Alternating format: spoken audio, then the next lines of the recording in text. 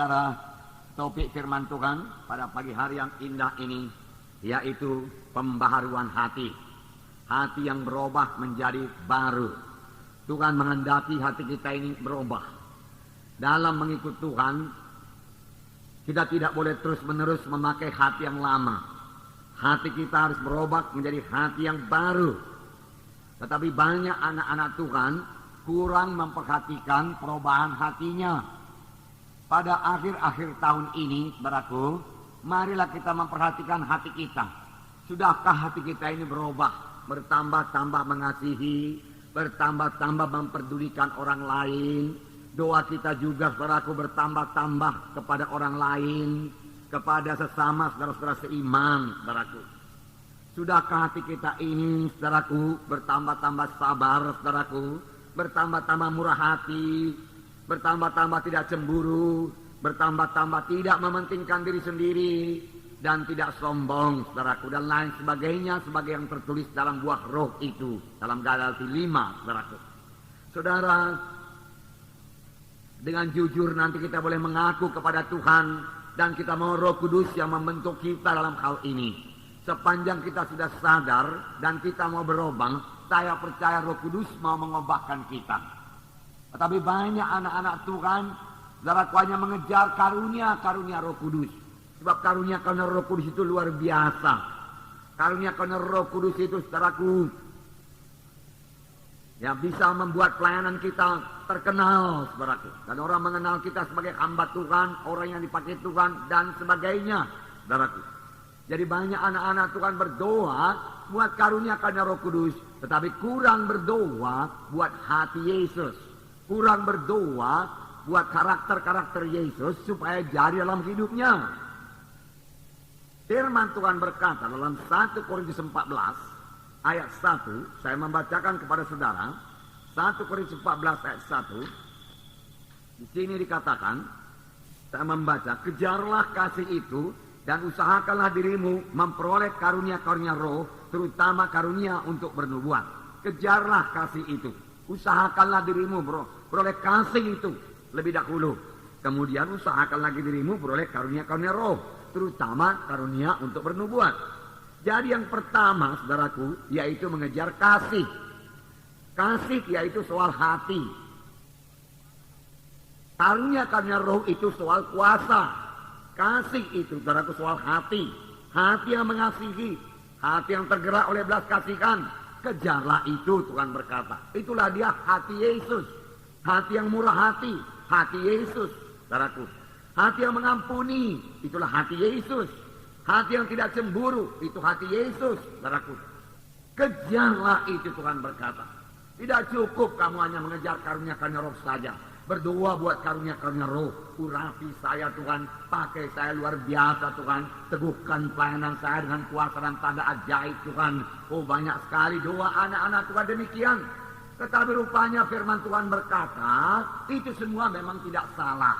Tetapi firman Tuhan berkata, kejar lebih dahulu kasih itu. Sesudah itu, mintalah kuasa itu. Mintalah karunia-karunia rohani. Tidak ada salahnya, Tuhan berkata. Tetapi kamu juga harus memiliki buah-buah roh. Harus memiliki buah roh. Harus memiliki kasih. Kasih dalam hati kita. Saudaraku, sudah kita jatuh kepada dosa hati kita sebenarnya. Mengasihi diri sendiri. Tanya lagi mengasihi Tuhan dan mengasihi sama manusia. Sebagaimana yang dimaksudkan Tuhan. Tetapi kita sudah banyak mengasihi diri kita sendiri. Oleh sebab itu kita perlu berdoa. Supaya Tuhan mengubahkan hati kita lebih dahulu. Menjadi hati yang baru. Menjadi hati yang mengasihi. Hati yang suka menolong. Hati yang suka kebaikan orang lain. Hati yang tergerak oleh belas kasihan. Melihat jiwa-jiwa berdosa atau jiwa-jiwa keberatan. Bagaimana Tuhan melihat seorang yang sakit kusta. Yang berdoa kepadanya. Tuhan, jika engkau mau, engkau sanggup menyembuhkan aku.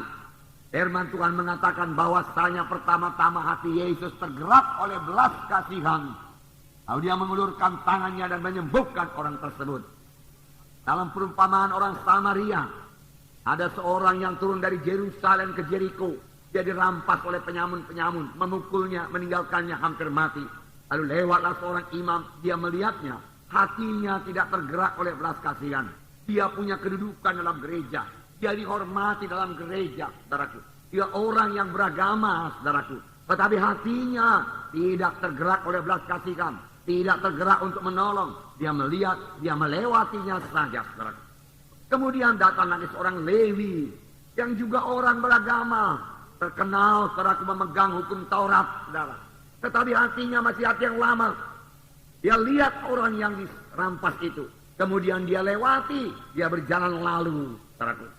Saudara, kemudian lewatlah seorang Samaria yang kelihatannya tidak sebagai orang yang beragama. Akan orang mengatakan itu orang kafir. Tetapi dia memiliki hati yang baru, hati yang mengasihi. Ketika dia lihat orang yang dirampas itu, hatinya tergerak oleh belas kasihan. Hatinya tergerak oleh belas kasihan. Dan tidak sampai di situ saja. Hati yang tergerak oleh belas kasihan ini diteruskannya kepada tindakan. Tindakan kasih, perbuatan kasih. Dia datang kepada orang tersebut. Kemudian dia bersihkan luka-lukanya. Dia balut luka-lukanya. Kemudian dia angkat ke keledainya. Dia bawa ke rumah tumpangan. Kemudian dia berkata, uruslah orang ini baik-baik. Ini 2 dinar. Nanti kalau kurang, waktu kembali kutambahin lagi. Pokoknya dia engkau urus baik-baik sampai dia bisa sembuh. Sampai dia pulang ke kampungnya. Bahkan dia tidak mengharap balasan apa-apa. Saudaraku, itulah dia hati Yesus. Saudaraku, itulah dia karakter Yesus. Saudaraku, itu yang perlu kita miliki. Saudara, memang kita perlu kuasa. Perlu. Tanpa kuasa juga tidak bisa melayani. Saudaraku, tetapi lebih penting hati ini. Hati yang berubah. Hati yang mengasihi. Dan Tuhan mau memberikan. Sepanjang kita sudah menyadari diri kita butuh hati yang baru. Butuh hati yang mengasihi. Sepanjang kita sudah menyadari kasih kita begitu miskin. Kita bisa berseru kepada Tuhan. Tolong aku Tuhan. Barui hatiku Tuhan. Penuhi hatiku dengan kasih Tuhan. Saudaraku, dari genapkanlah 1 Korintus 14 ini. Kejarlah kasih lebih dahulu. Kemudian usahakanlah dirimu beroleh karunia-karunia rohani. Bukan kebalikannya. Karunia-karunia rohani dulu Tuhan. Aku mau puasa Tuhan. Pakai aku Tuhan. Luar biasa Tuhan urapanmu atasku Tuhan. Oh haleluya Tuhan. Pelayanku penuh dengan tanda jaib, tanda mujizat. Yang membawa jiwa-jiwa kepada pertobatan. Kalaupun itu terjadi saudaraku. Sesudah jiwa-jiwa itu bertobat. Saudara tidakkah sanggup juga melayaninya? Kenapa, saudaraku? Karena kasih Tuhan masih sangat miskin dalam hati kita, saudaraku.